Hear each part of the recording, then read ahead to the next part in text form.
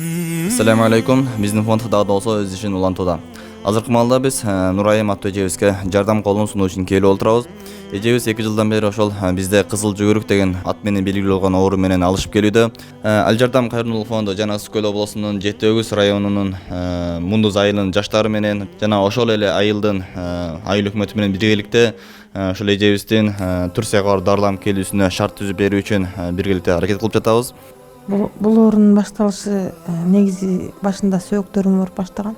Колумдун сөөктөрү ооруп, колум тырышып. Анан врачтар артрит деп дарылап келишкен. Колум ооруп, анан бутум ооруп, баарына акырынан жылып ооруйт экен да, көчүп. Артрит деп дарылап келишкен. Анан күндөн күнгө абалым оорлоп, жумушта иштечүмүн мен. Бул оору негизи диагнозум билингичекте ошо кыйналып жүрдүм да.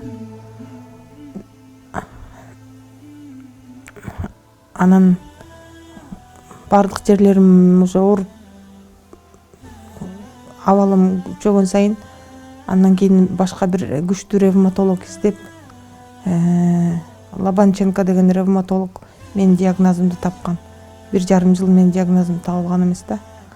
Анан системная красная волчанка деп диагноз коюшту.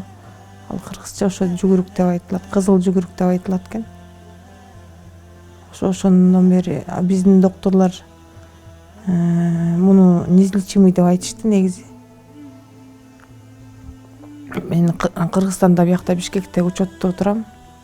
3 ай сайын если ооруп калсам ай сайын анализ тапшырып турам. Булардын лечениясында көзөмөлүндөн да докторлордун.